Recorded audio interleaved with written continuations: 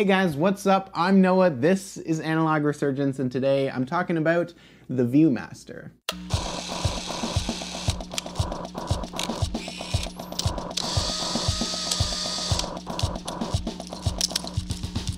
Now, a lot of people out there already know what this is. This is a Viewmaster viewer, and it's a little device that allows you to see 3D images that are mounted on these little Viewmaster circular reels. Now, the Viewmaster came out in 1939, which is just a few years after Kodak introduced Kodachrome, which of course made it really easy for people all over the world to capture images in color. For a lot of people out there, the Viewmaster is instantly recognizable. A lot of people grew up with one of these things, and for some people, it was actually a way of viewing their own pictures. But for the most part, you would just buy different reels that would have images from movies or TV shows or landscapes, or honestly, there are tons of Viewmaster reels out there from like decades worth of people releasing these. But they always look the same. It always contained a circle of images. There's 14 total images on the disc, which make up 7 pairs of stereoscopic 3D pictures. The technology at work here is really simple. There are 2 versions of one image that each have a slightly different perspective in order to create a 3D depth effect when you view them together properly. For Viewmaster reels, the 2 images are opposite sides of the disc from each other, and then when you put it into the viewer, it combines these 2 images into one to achieve 3D. All you have to do is put the disc into the viewer, and then you look through it at a light source, and you just advance the disc with the lever on the side, and then you can move on and view the next image on the circle. It's simple and it's fun. The viewers themselves are usually really easy to just come across in thrift stores for really cheap. You can usually find like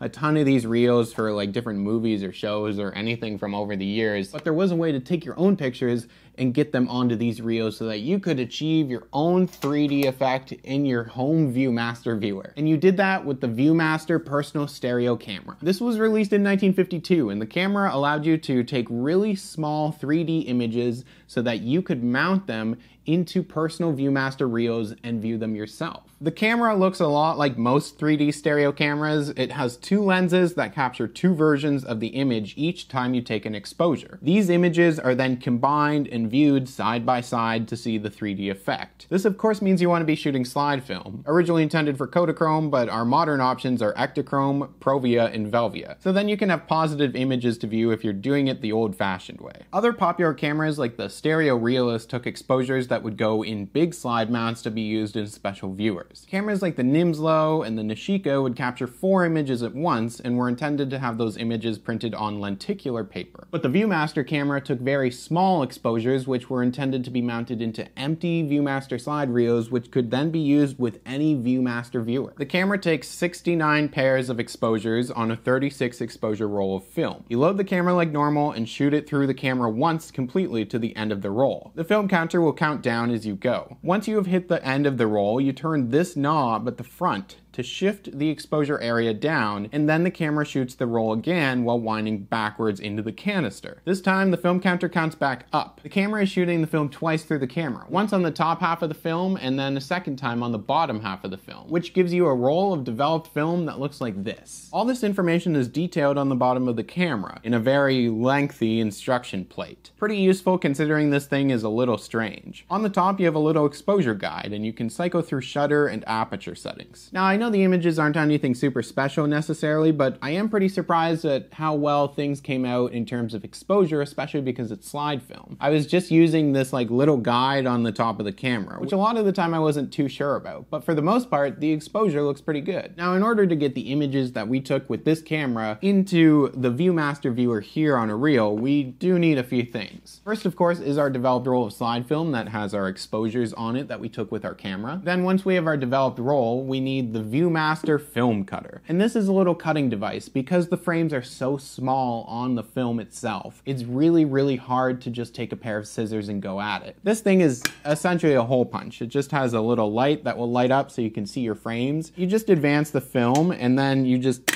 punch it down and it will cut out the individual frames on the film itself really precisely, so then they can be put into empty Viewmaster reels. And these are not easy to find anymore. So unfortunately, because the system is from the 1950s, this stuff is not exactly the easiest to track down. The camera itself isn't super expensive to get your hands on, but the film cutter can be. And the Viewmaster reels are also usually quite expensive because nobody's really making new reels anymore. It can be really hard to find like the specific reels that are empty that have slots on the side so that you can put your own frames inside of them. Now you can try and pick up existing Viewmaster reels and kind of like cut them apart and remove the existing images, but it's not the easiest, and the existing ones aren't really like the friendliest in terms of repurposing them so that you can put your own frames into them. So it does take a little bit of patience and hunting around online until you just kind of luck into finding some people selling them. You might be able to find ones that people are selling that already have images inside of them, and then you can just kind of sacrifice somebody else's old family photos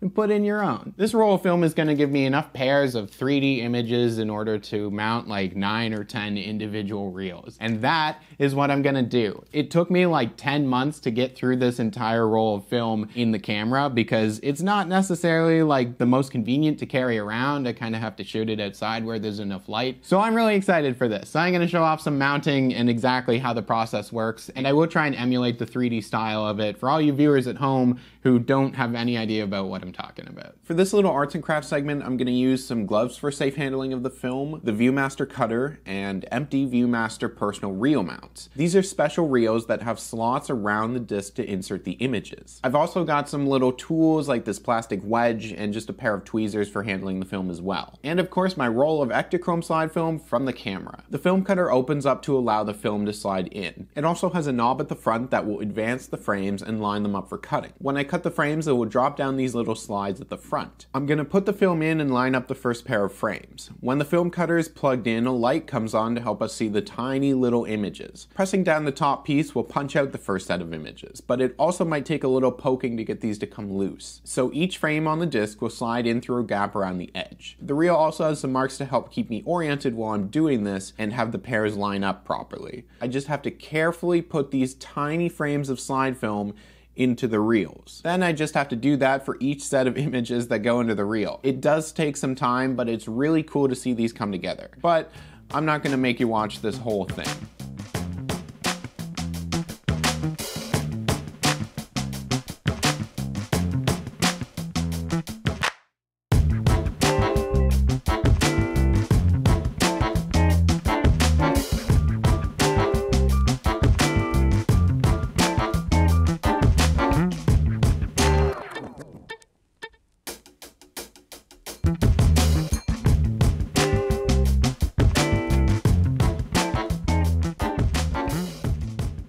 So after all of that and taking forever to get through the roll in my camera, I do finally have some of my very own Viewmaster reels with the pictures that I took inside of them. And yeah, this one's a little self-indulgent, but also I do think that it's a lot of fun and it's really cool. And it's also funny to think about now in retrospect, just because at the time, this was something that somebody thought, hey, we should definitely make a system so that people can make their own Viewmaster discs with their own pictures in them, and that is something that is going to be worth making a camera and the accessories and all this stuff for, because people want to do it. This is a thing that we can do and that we will make money off of. So before cutting the film up, I did have it scanned just so that I could preserve the images as well and show them off digitally as an example. There's a lot of people who will use the Nishika camera and not have it printed to lenticular paper because that's really hard and inconvenient nowadays, but you can create the 3D effect by kind of layering the images and like cycling them back and forth. So this is an example of the 3D effect. It doesn't move in the Viewmaster, and it's just kind of one of those things where if you cross your eyes, if you put the images properly together and you look at it properly, then you will get one single image that has depth added to it. In the 1960s, there was another Viewmaster camera that was made that operates in basically the same way, though it does look different. The exposure works a little bit differently on it, but it is set up in order to take Viewmaster sized images so that you can put them into empty Viewmaster reels and view them. But because it was made by a different company, the film cutters aren't compatible. See, the camera takes the film and loads it up and exposes it in a straight line, like most cameras do with film, and the cutter corresponds with exactly how the frames were exposed onto the film when you feed it through and cut them. But the later camera actually took the film on a diagonal, and so it shoots all the frames at an angle on the film, which means you need a different film cutter in order to cut the frames properly when you shoot them with that camera. So if you are going to jump into this Viewmaster stuff just for some fun, then you want to make sure that you get the right camera that goes with the right film cutter. There was also a Viewmaster stereo projector that you would use at home, and it allowed you to actually project the slides on your reels in 3D instead of always having to rely on, you know, one of these little viewers. But I think using the viewer is like really the fun part about it. Though honestly, getting the projector is probably like the next step for me in all of this. Also, this is in no way related to Kodak's disc film format. Viewmaster is normal film that's mounted onto a disc, whereas Kodak's disc film was actually a disc-shaped film in the 1980s, and it was completely ridiculous. I really wish that the reels were much easier to kind of get your hands on in like a continuous supply, because like I said, nobody is really producing ones. You might be able to make your own, but these ones are really sturdy, so I would be concerned that if you're making ones, they wouldn't be as sturdy as these ones. But having blank reels be more accessible would mean that the only thing standing in your way of like being able to just do a lot of these is just buying more rolls of film. Like the viewers themselves are so easy to find and like cheap and like common in thrift stores a lot of the time, that making people like individual personalized Viewmaster reels for themselves using pictures you've taken would be like an amazing gift idea, even though, you know,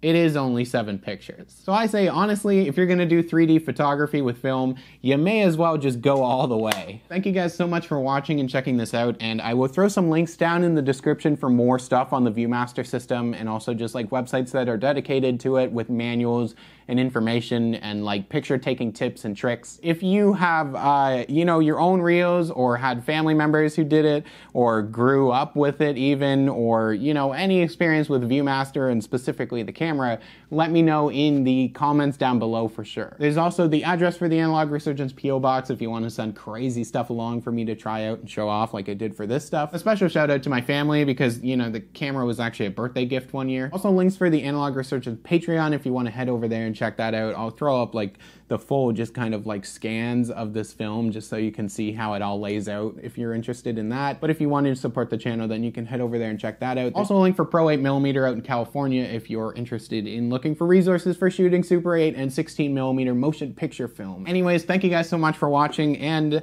I will see you guys soon.